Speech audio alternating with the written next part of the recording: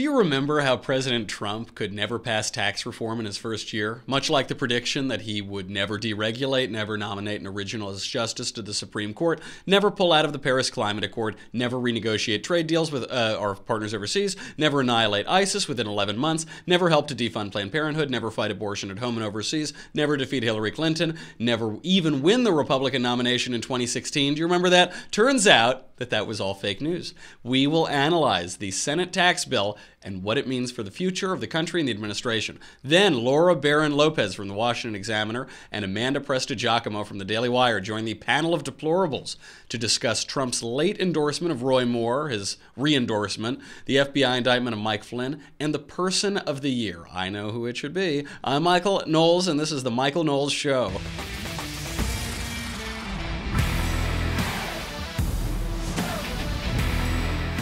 What a weekend. I'm celebrating with a little covfefe cane, a little candy covfefe cane. It was, I wish we had a show on Friday that we could have done it, but it was nice. We've had a few days to mull over I guess it happened on Saturday anyway. We've had a few days to mull over this excellent tax reform, and you know, I am old enough to remember when tax reform was a total impossibility. A pipe dream by Trump cultists who couldn't wake up and smell the coffee or the covfefe and realize that President Trump is incompetent leftist or an incompetent leftist. Let's roll the predictions of the consensus class. Dead this year? The tax bill is not going to get passed. I know you were talking about it before. 0% chance of this being passed. Wait. Zero? There's 99%. Or tax reform, because they're going to need a win. Well, it's dead, but maybe not dead and buried. Fear that tax reform is dead. Will there be tax cuts? And if the companies really were trying to advocate for tax cuts, wouldn't it have been better to stay at the president's side? Maybe that's a sign, Stephen Moore, that tax cuts might not happen too. Reform is dead. Real, true tax reform, if it's just tax cuts, and can this isolated president get that agenda through? If they can't pass this tax reform. And so far we've seen President Trump giving pep talks and photo ops, but we haven't seen anything come out of it. Yeah, it turns out none of that was true. None of that at all was true. It wasn't true because the consensus view is almost always wrong. This is a hard thing to realize. We think the consensus view is right. Everyone thinks it. All the smart people think it, so therefore must be right. But that isn't true. Forget about Galileo and Copernicus. Consider just the regular sports, economic, political predictions we see every night on television. Consider the scientific consensus on overpopulation 30 years ago, and on food shortages that never happened, on global cooling.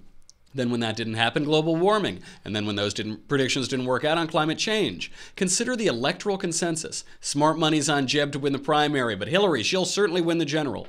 The fact that the consensus is wrong is how people make money in the stock market. You're making a bet that the consensus is baked into the price and that it's incorrect, that you know better. We're seeing this play out time and again with Trump. The next time somebody condescends and patronizes, calls you crazy for thinking that perhaps Donald Trump has a couple of brain cells to rub together, that he's perhaps an effective leader, remind them of this fact. Now, let's get on to the tax bill itself. First, for my wardrobe today, I have to thank Owen Brennan and Justin Folk, who are the guys. They're the guys doing the Dennis Prager and Adam Carolla movie, No Safe Spaces, which is a lot of fun. It's going to be great when it comes out. They gave me this shirt. It says, "Keep calm and cut taxes." Keep calm and cut taxes. And both sides of that are important. It's playing on the old British slogan, keep calm and carry on, Both sides are important. The left is losing its collective mind over tax reform. Larry Summers is claiming, I kid you not, that 10,000 people will die because of reforming taxes. Talking heads have compared allowing people to keep more of their own money to rape. Comedian Patton Oswalt wrote, quote, "Is there any going back after this tax bill scam to America? Does it matter now if Trump is impeached? There's no America now, not the one we knew. I'm sorry, I'm feeling real despair this morning." I'm sure he is. Leftist blogger Bill Palmer shrieked, quote, "Millions of Americans died tonight." They died. Now, you might not have seen that on the news because it didn't happen, but they died. Quote, "So did the careers of every one of those psychotic, drooling animals in the Republican Party who voted for it. This was mass murder." Keep calm. Keep calm. Shh, it's okay. Shh, baby, it's okay. Letting people keep more of their own money is not mass murder. It's going to be fine. Actually, ironically, my taxes are going to increase, which is unfortunate, especially if this grad student tax goes through. I'm going to get hit. It's a double whammy on the state and local and the grad student tax because my fiance is getting a PhD, but it is far better for the country and for economic growth. Actually, Democrats always accuse Republicans of being greedy and selfish on taxes. But guess what? If mine increase, that's because I do decently well in a city and state with absurd taxation. For a long time, California and LA have gotten a free pass on federal income taxes, while the rest of the country subsidizes their insane tax rates. The Republican tax reform realigns those incentives to be both fairer, more federalist, to be more pro-growth. So I might pay a bit more, but I'll live, and on the whole, this law is great for liberty and for the economy. The only people this law is terrible for are Democrat politicians who are doing their best to obstruct a pro-growth, pro-liberty agenda because they know it's going to kill their election chances in 2018 and 2020.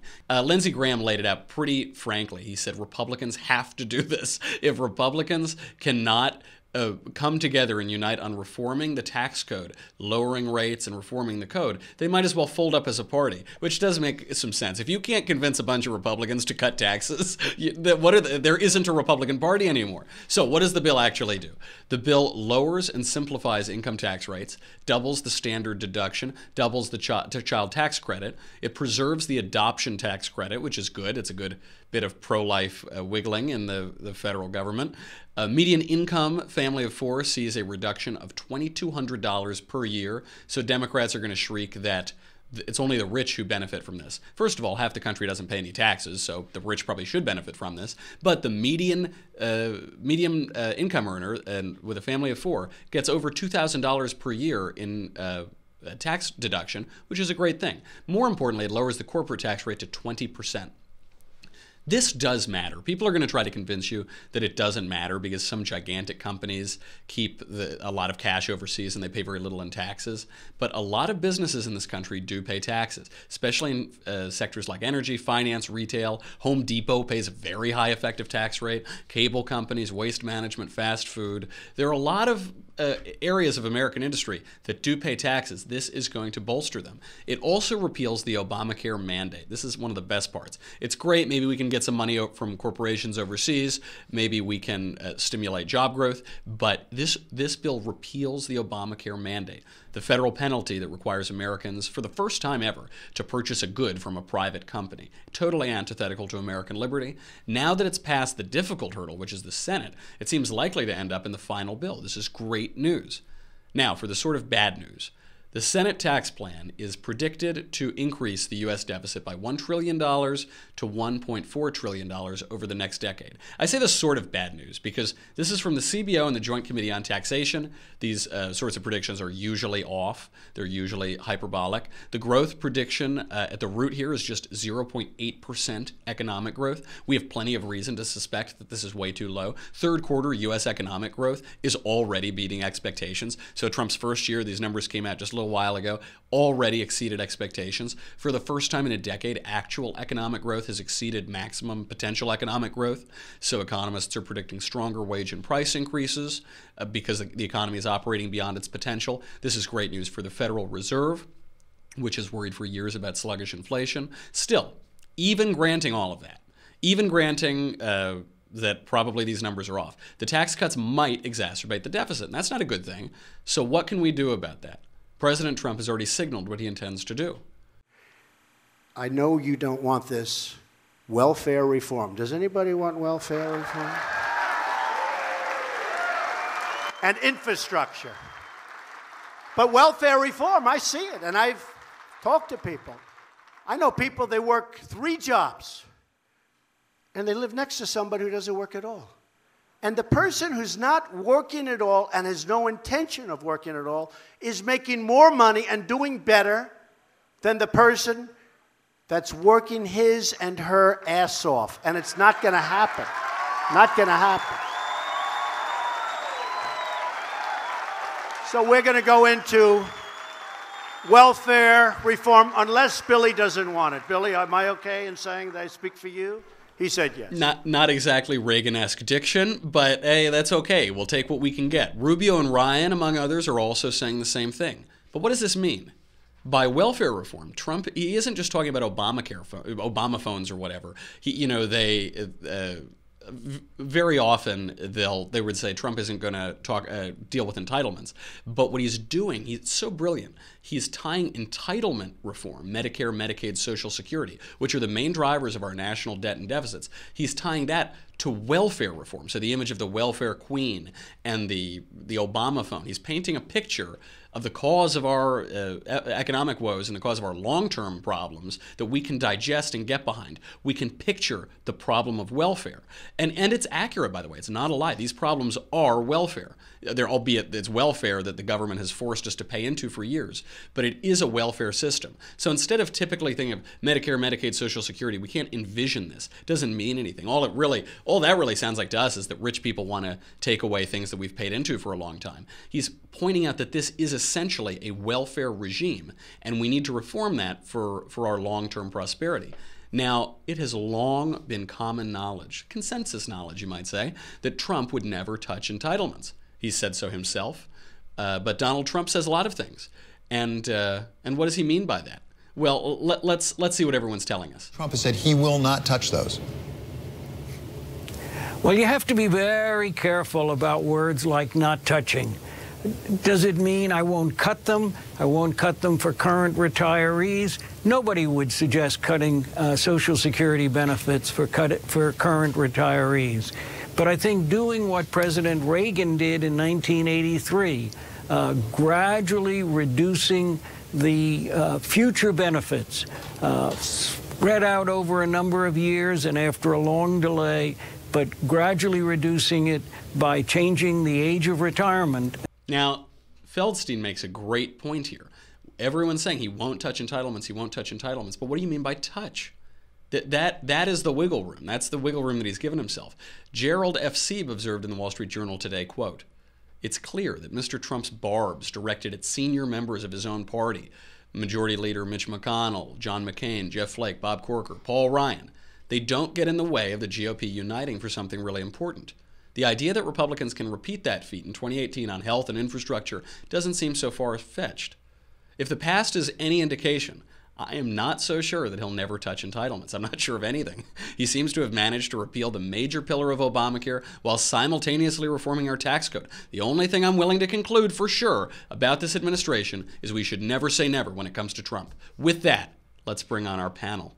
We have Amanda Prestigiacomo from the Daily Wire and Laura Barron Lopez from the Washington Examiner. Laura, thank you for coming on. Your first time on the Panel of Deplorables. Thanks for having me. What is the final bill going to look like?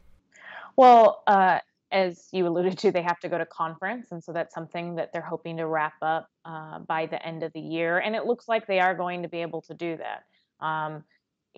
In the House and Senate bill, there were some compromises worked out in order to get people like Susan Collins and others on. Collins wanted to see the compromise that was in the House bill when it came to SALT, the state and local tax deductions, included in the Senate. So you're going to be seeing them work things out like that when it goes to conference. But honestly, I don't really see anything stopping it at this point. It's unbelievable, because if you'd asked me, by the way, I don't mean to harp on the consensus view and say they're all idiots and I knew better. I didn't make predictions that were really different than all of this. I just withheld my immediate judgment because this was a guarantee just a month or two ago that we could never get tax reform, even more recently than that. And then it happens. Now, to get even more excited, to really gear the covfefe meter up to 11, Amanda, is there any shot that we get entitlement reform? I mean, we might, like you said, I'm not going to put anything past Trump. I know that he said he would not touch these things during the campaign. But who knows? I mean, his main platform was immigration, and we haven't seen too much going on there. I mean, we've seen a crackdown with ICE and, border patrol and stuff like that, but we haven't seen, him exactly sticking to the script. I mean, if you look at Ann Coulter's Twitter feed right now, she'll tell you that the border wall, there's zero construction, but we're going, but we have tax reform. So I'm not sure. He might touch it. Conservatives would be obviously on board for that. I don't think the populist base is totally on, 100% behind that. That's not their main concern. But I wouldn't put it past him to touch it. Ann Coulter's Twitter feed is the evidence of this. You're exactly right. Because Trump zigzags. He zigzags, so you can't really pin him down. he puts out, this is the covfefe, by the way. He puts out so much covfefe all the time that by the time you catch up to the one crazy thing he's doing over here, he's on to something else. And this isn't just the personal stuff and the language or whatever. Even though he does throw salty language in, even in the pitch for entitlement reform in Missouri that we just watched, he throws in bad words and things. But by the time he's over here, then he's moving on to the border wall, or he's moving on to entitlement reform. It's hard to keep up with that, and it's really hard to make predictions. Predictions only work when you can model normal times and normal experiences, and that's why maybe the polls were all right during the age of Romney, but we are not in normal times.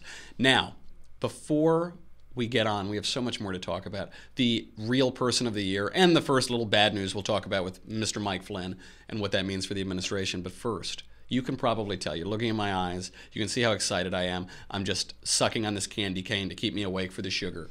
I have not slept in days. I've been so excited about tax reform.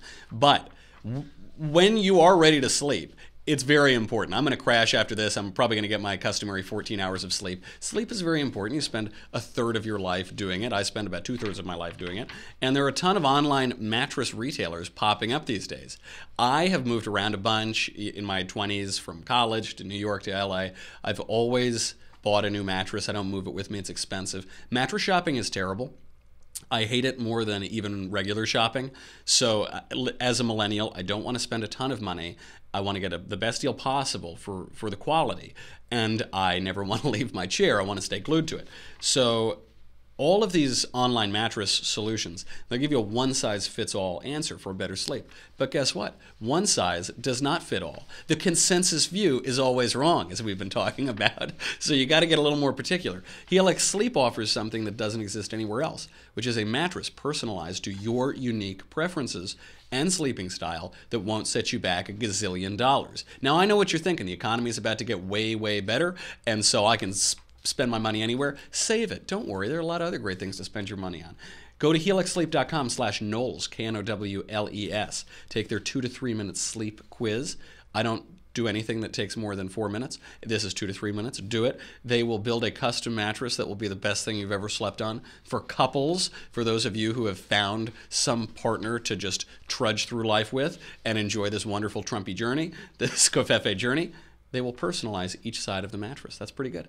Everyone from GQ to Cosmo to the New York Times are talking about Helix. Once you try it out, you will know why. Now, your custom mattress will arrive directly to you within a week. That's pretty good. What do you have to pay? Very little. Shipping is completely free. You can try it for 100 nights. If you don't love it, they'll pick it up and refund you in full. So go to helixsleep.com/Knowles right now. While you're there, check out the mattress protector. Check out the foundation. They got a lot of good stuff. But at least look at the mattress, seriously, because it actually does matter. You should spend money on mattresses. You should spend money on the things that you're going to spend a lot of time on. Right now, if you go to helixsleep.com/Knowles, Knowles like Beyonce, you will save $50. You'll get $50 toward your custom mattress. helixsleep.com/Knowles, $50 off your order. helixsleep.com/Knowles. All right. Even the thought of sleeping on one of those lovely Helix beds has gotten me kind of tired. But don't forget, our third episode of The Conversation is coming up on Tuesday, December 12th at 5 p.m. Eastern, 2 p.m. Pacific, featuring the one and the only, the boss man himself, the slayer of lefty snowflakes, Ben Shapiro. Subscribe today to be a part of The Conversation. You can ask Ben live questions. He will answer every one that they have time for. And they're coming in basically in order. So sign up right now and you can talk to Ben. I know half my Twitter feed is just people trying to talk to Ben. So you can subscribe today and you'll be able to do it. It will stream live on the Daily Wire Facebook page and the Daily Wire YouTube channel. You can all watch it for free, but only subscribers can ask the questions. Log into our website, dailywire.com, head over to the conversation page to watch the live stream, and then you can just type right into the Daily Wire chat box. Ben will answer all of your questions, all of the life-changing questions in the order they come in.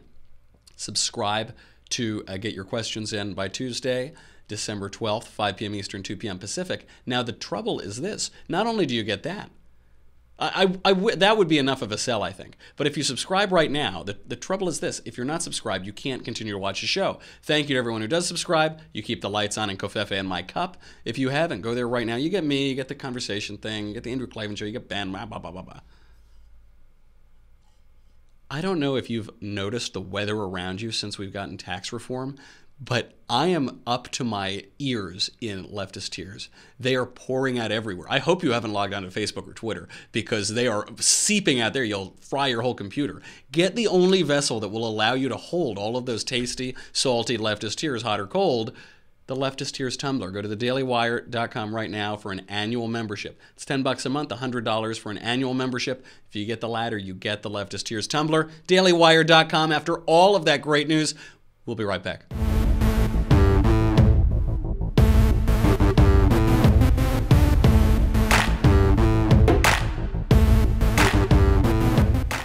You know the holiday season is upon us. You know Christmas shopping has landed, because that was just like 10 minutes of telling you all the great stuff that you have to get right now. But now we got to bring it down a little bit. I know we were having such a great covfefe day. I got the mistletoe sitting right behind me, if anybody gets any ideas who isn't named Marshall. President Trump has endorsed again, beleaguered Alabama's Senate candidate Roy Moore. He said, quote, "Democrats' refusal to give even one vote for massive tax cuts is why we need Republican Roy Moore to win in Alabama. We need his vote on stopping crime, illegal immigration, border wall, military, pro-life, VA, judges, Second Amendment, and more. No to Jones, a Pelosi-Schumer puppet." He went on. 280 characters were not enough. Quote, "Putting Pelosi-Schumer liberal puppet Jones into office in Alabama would hurt our great Republican agenda of low on taxes, tough on crime, strong on military and borders, and so much more. Look at your 401ks since the election." Good point. "Highest stock market ever. Jobs are roaring back." Where's the lie? I don't know. Amanda, should Trump have re-endorsed more like this? Was this the right call? Normal presidents would probably not do this. They would probably, at the least, not say anything. That's the safe thing to do. If not come out and denounce that. But President Trump is not a normal president. So for him coming out, I mean, I guess I was a little surprised, even though I shouldn't have been. And then as you noticed, he didn't say anything about the accusations. He was just like, it doesn't matter. We need to push this agenda forward. And I think that kind of, I mean, this is a really gross thing all around. But if you look at what's happened on the left, I mean, we had Al Franken. He's still, in office. They're going to have a nice investigation. So that kind of watered down these allegations as well. Conyers hasn't stepped down, even though Pelosi told him to. Exactly. Yeah. So this Me Too movement has kind of been watered down a little bit. The people of Alabama, I think it was 71%, don't even believe the accusations because there's such a distrust with media, for good reason. That's not to say these accusations are not true. I'm just saying that's kind of the consensus in Alabama. Not that that's always right. So I don't think it particularly hurts Trump, but it is a bold move for him to come out and say this. I think any other Republican president would not touch it at the very least. But that is not President Trump. That is not Donald Trump. Now, Laura, you're a real journalist, so you deal in numbers, and I deal in covfefe. So I'd like to know, how close is Moore? Can he win? Did he need President Trump's re-endorsement to win? I don't think he needed Trump's endorsement. He is ticking back up in the polls after Doug Jones. We saw him take the lead a little bit when this was first in the news cycle and dominating the news cycle. But as you said, with the Franken and the Conyers allegations, that kind of was a little bit of a gift to Moore. I would like to say, though, that I think there's a pretty big distinction between someone who has been accused of molesting children and Franken, who has been accused of sexual harassment, and Conyers, who's been accused of sexual harassment. And there's another difference, too, by the way, which is that all of the Roy Moore accusations, and I'm not saying they're not credible, they seem perfectly credible, but all of those happened 40 years ago, and those photos of Al Franken are from within the last 10 years of him getting handsy with the troops. I don't think, though, that them happening 40 years ago makes them any less relevant or makes them any less important. I mean, as we know, women don't come forward when these things happen. I mean, these women were children. There was 14-year-old, 13-year-old. Was there a 13? I thought it was 14, 16, and 17. It was probably 14, 16, but the point still stands that they were underage. And this is my question, though. Do you not think that it... obviously, those allegations, whether they're credible or not, just that they're made, should cause some reflection. But does it not say something about Roy Moore's character, that he hasn't had any accusations within 40 years? If he were some kind of creepy sex guy, then even if we conclude that, we could say he seems to have reformed himself for 4 decades. That, I think that says something about his character today. I would say that you can't really say that someone has reformed themselves when they aren't even admitting any wrongdoing. And I think that all of the accusations are credible. And there have been multiple women that have come out over the course of his career. And maybe you could say that no one came forward because at some point he got married. And he has been married to Kayla since then. Apparently faithfully. Apparently. But again, that doesn't mean that he has reformed when he's there in the church saying that, you know, he didn't do this, and he is saying that he knows the right way and his way is God's way when he can't even admit any wrongdoing. I'm sorry, but I really don't think that there's any reform there. I mean, and then another difference is that Franken has admitted wrongdoing. Now, Conyers, of course, is also denying all of the allegations, but you aren't seeing Democratic leaders do what Trump did, and Democratic leaders are saying you need to step down and you should step down now. Yeah, maybe it took them a week to say that. It took them 20 years after Bill Clinton to say that. It took them a lot more than a week. Yeah, and the left is starting to reckon with that. Bill Clinton also was, you know, went through an entire trial. I mean, if we're going to But the left didn't turn on him. He went through a trial because Republicans made him. Yes, at the time, but you are also seeing left-wing groups as well as senators come forward and wanting to go back to that. I mean, it was kind it's convenient now. When Gillibrand, yes, there is probably some political motivation behind her doing that, but she did come forward and say that Clinton should have resigned if we go back to it now. Yeah, it is certainly convenient now. Yes. I mean, I wouldn't say it's necessarily convenient for certain outside groups that weren't around then, and they're coming forward saying that, yes, the left should reckon with what Bill Clinton did. But again, if we are going to talk about everything, which I think that we should, then we also should talk about the fact that Trump himself was accused by 16 women.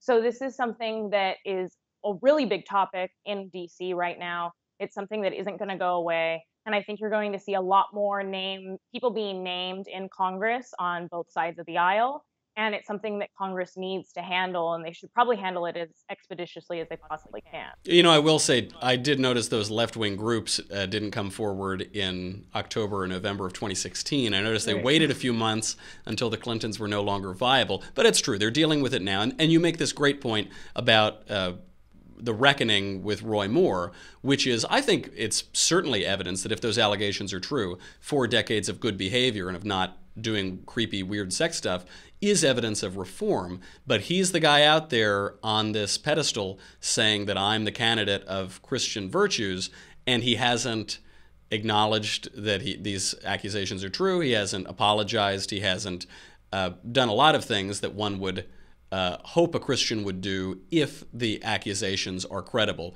But of course, there are a ton of political calculations that go into all of this. That is the bit that makes Roy Moore look a little slick and a little oily, even if he's been a good guy for 40 years. That he can't admit it is a little tough to reckon with, for sure. And even beside that, it's not all Covfefe news today. Bob Mueller has indicted former Trump advisor Mike Flynn for lying to the FBI. Now, Andy McCarthy thinks this is evidence that Mueller doesn't have anything on Trump. He thinks that if Mueller had something on Trump, he would have gotten Mike Flynn to plead guilty to a crime related to Russia conspiracy, and that way it's the evidence of the crime, and then that way they can get the big dog who ordered him. But he didn't do that. He just pled guilty to a procedural crime. Mark Levin thinks the same thing. He says that there's nothing to this Russia conspiracy issue and collusion. Laura, does Mueller have anything on Trump? Well, I think that none of us can really say that we know if Mueller has anything on Trump, but I will say that I don't necessarily agree with that assessment that you just mentioned. And I think that the fact that Flynn only pled guilty to one charge is a sign that he's cooperating with the investigation, and that the reason that there's some dealings going on. And so the reason he was only charged with one count was because Mueller is working with him to get a bigger fish. That's certainly the consensus view. That's certainly the consensus view, but why that charge? Necessarily off, because given the fact that we have seen Mueller be very calculating, if you aren't going to cooperate with him, then maybe he will charge you with more counts if he has the evidence. If someone is going to cooperate and he thinks that there is someone bigger who committed a far more treasonous crime or some other thing that thread that he wants to pursue, and someone is cooperating with him, then he's going to work out a plea deal with that. But the mainstream media, they had to walk back all of their reporting on this. They said that it seemed that Flynn was ordered by Jared Kushner to conspire with Russia, to call Russia. What we then learned is he called members of the United Nations, including Russia, and said, don't vote to destroy Israel. Don't vote to condemn Israel in this particular resolution. I just wonder, if it is this plea deal, which seems to be the consensus view, then why didn't Flynn get him to plead guilty to a crime, to any crime, that would help him further the case that the Trump campaign colluded with Russia? Why would he just get him on this little procedural, and I don't mean to say lying to the FBI is not a big deal, but it was a procedural crime. It was a crime that was caused by the investigation itself. Amanda. I think because... Sorry, go ahead. Go ahead. Yeah. No, that's kind of the point here that McCarthy at National Review was making, is that that's not how it works. I mean, he was a former prosecutor. That's not how this would work. He would get him on something bigger, and if he had it, he wouldn't just go after committing, lying to the FBI. So that's kind of the point here, is that this is all he has. And it looks like, as of now, we have no evidence of collusion, which is not even a crime. This is the only thing we have, is that he lied to the FBI. What Flynn did is he reached out to Russians after President Trump was elected. So when he was the president-elect and he was part of the incoming administration, that's nothing. Again, we have more of nothing coming up. There's no collusion. There's no nothing. This more and more, as this progresses, looks like a witch hunt. I hate to use that term, but that's exactly what it looks like. Unless we have something soon, I don't see anything. If someone can tell me one piece of Russian collusion, which again, it's not a crime, I'd love to hear it, but we have nothing thus far. The only thing we have is Flynn lying to the FBI, which is not small potatoes. I'm not saying that, but where is the crime? I don't see anything. It is a witch hunt, certainly, but sometimes there are witches. Laura, do you have any thoughts on who might fall if Mueller does have something? Do you have any thoughts on where this could lead, or do you agree with Amanda that basically we're seeing the last throes of a witch hunt? I don't think we're seeing the last throes of a witch hunt. I think that this could go all the way to the president, not necessarily on a collusion, which again is not illegal, to be discussing things with foreign states. When you're an incoming administration, of course. When you're an incoming administration, yes. But we saw his tweet this weekend, which, of course, you have to take every tweet that comes from the president with the grain of salt, because it could not be true. That's the state that we're living in right now. But Trump's tweet pretty much says that he knew that Flynn committed a crime when he fired Comey. And if that timeline plays out, and if that timeline is accurate, and Trump did know that Flynn had lied to the FBI when he fired Comey, then that is pretty strong evidence of an attempt to obstruct justice. And so that is where Mueller will be able to get him, if that is something that he is looking at. And now I would say that the president has opened himself up to more scrutiny. Of course, the lawyer did say, hey, I penned that tweet. That being said, we've never heard the lawyer say that before. And so again, either way, this is something that Mueller has to be looking at more now, given that Trump threw this out there. Certainly, and you can always indict a ham sandwich. So it is very difficult. I don't mean that glibly. It is difficult for these investigations to conclude without getting somebody for something. But the question is, are we going to continue to hear insinuations of so-called Russia collusion, or are they basically going to bring this down to some procedural crime, and we'll get Scooter Libby Part 2 or something? I don't know. There is the tweets could get him in trouble. That is the cost of all the great communication that you get out of Twitter, bypassing the mainstream media, going direct to the American people. The cost of that is you open yourself up to a lot of on-the-record statements, and your claims will be fact-checked. Yeah, and just one thing, I know Ben Shapiro talked about this earlier, even let's say, because of that tweet, let's say that was from Trump, even that would possibly not be obstruction of justice. Ben Shapiro said he was looking at all the statutes, and that wouldn't be obstruction of justice because the investigation is still going on. He can fire Comey for whatever reason he wants. And we still have the special counselor, nothing happened there. So it's still proceeding. So even that worst case scenario would not technically not be obstruction of justice. I haven't personally looked at those statutes. I'm just taking this from Ben Shapiro, who is a lawyer, and said he looked at them. So. And Ben is not exactly the most pro-Trump guy in the world. He's not wearing a MAGA hat every day. So I do take it pretty significantly if he's pointing that out. Well, this does get to the most important question in the news today. Forget Flynn, forget taxes and the economy and everything.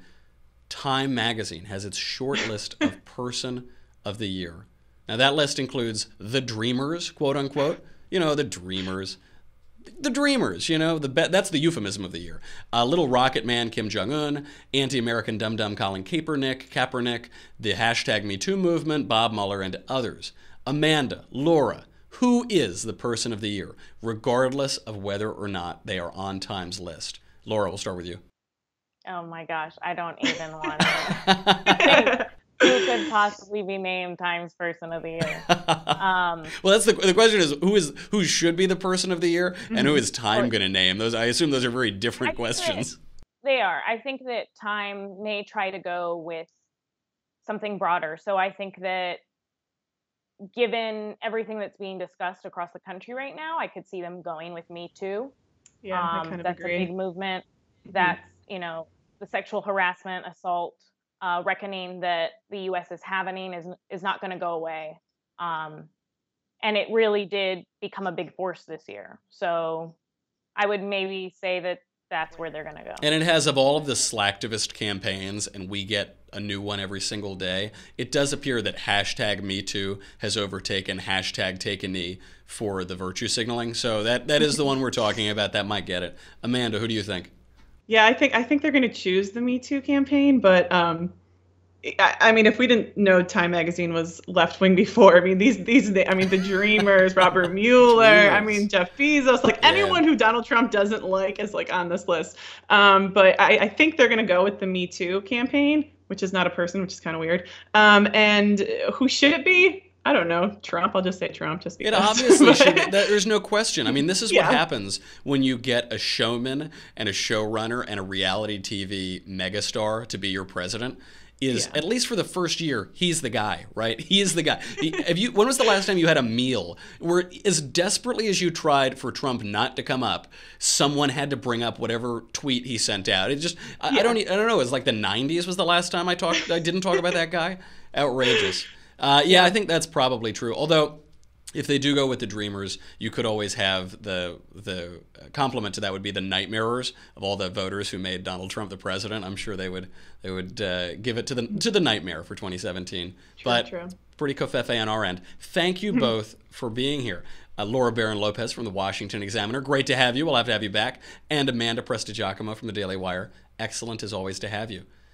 That's our show. I was yapping so much during that show, I only had a little bit of my candy cane to celebrate the beginning of Advent. We will be back as long as this mistletoe doesn't get me arrested for, the hashtag #MeToo thing. And if that doesn't happen, if the Hollywood crumbling doesn't affect my studio too, we will be back here tomorrow. I'm Michael Knowles. This is The Michael Knowles Show. Come back tomorrow. We'll do it all again.